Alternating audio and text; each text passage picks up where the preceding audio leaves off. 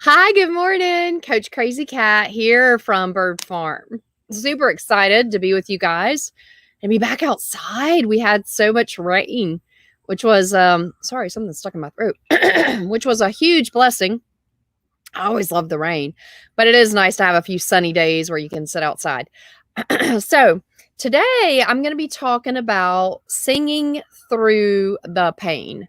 And a lot of people are in pain right now for a variety of reasons. I have a lot of friends who are losing their jobs, a lot of friends who are getting pay cuts, a lot of friends who are scared to death about what's going on. They're scared to death about COVID. They wonder if life's ever going to go back to the way it was, wonder why they're being tried. There's a lot of really difficult feelings right now. And it's understandable. I mean, we're in a time that's unprecedented. We've never been here, not in a history that we can remember. And it's really, really difficult. But I want you to think with me for a minute about a time when you had something really hard happen in your life that you've already made it through. And I want you to think back on that experience, and I want you to look at what you learned when you went through it. And I want you to try to focus on, have some gratitude towards what you learned, because you wouldn't be the person that you are today, and you wouldn't have the knowledge that you do today and the experience you do today without whatever it was that you went through. And so the point of it is that we always make it through these trials, and you always learn. Right. And you can't, it's hard when you're in it to be grateful. But if you can start to try to realize that, you know what, I made it through these other 5, 10, 20 things, and I learned something really cool, and I'm grateful I went through that now, then you can start to try to take that gratitude on now in the moment. Instead of focusing on what's so bad, you can focus on what's going to be good once you make it through.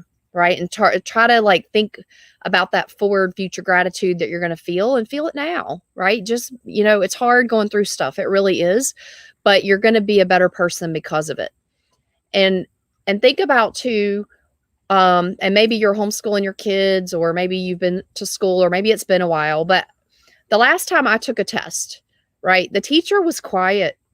And that's the way it has to be, because you don't learn. If the teacher comes in and does your homework for you, or you do your homework for your kids, they're not going to learn. You see them struggling, and you know the short way, but if they don't struggle, they're not going to learn. And that's the same way our Father is with us. Like it, lump it, or otherwise, struggles are a part of this life, and you're going to be a better person because of it. And the more you can try to practice gratitude in the moment, the more you'll get the learning out as you're going through, and it'll be less painful. And you can stay in a state of constant joy despite it.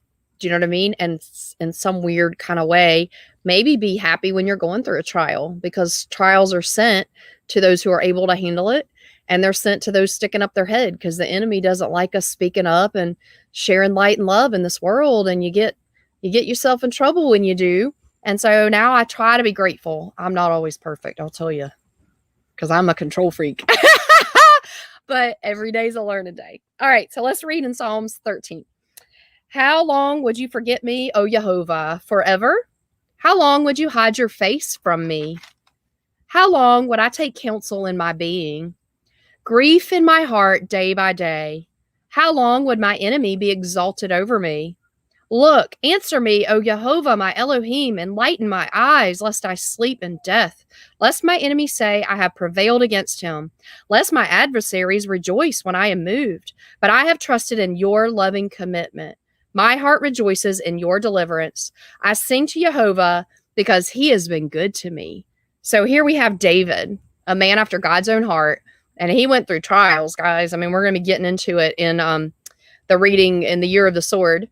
Which I'll tell you more about in a second. But he went through it. He had a lot of trials, some self-imposed and a lot not. And here he is rejoicing through the trial because he knows it's going to make him a better person. A couple of other verses, James 1:12. Blessed is the man who remains steadfast under trial, for when he has stood the test, he will receive the crown of life, which God has promised to those who love him. Romans 12:12. Rejoice in hope, be patient in tribulation, be constant in prayer. So there you go. That is Psalms 13. I highly recommend the Psalms.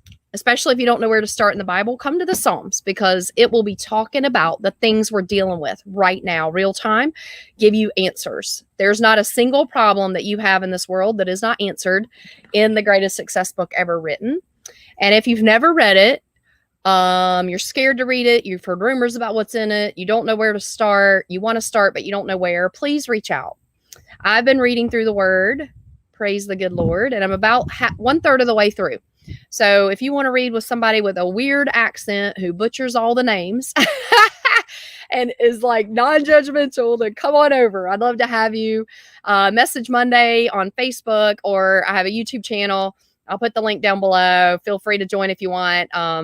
And just read through the Word, man. It'll help you. The Word of God will not return void. Trust me, it never has for me. Have a blessed and beautiful day wherever you are. I'm Coach Crazy Cat, and you are awkwardly beautiful. Bye now.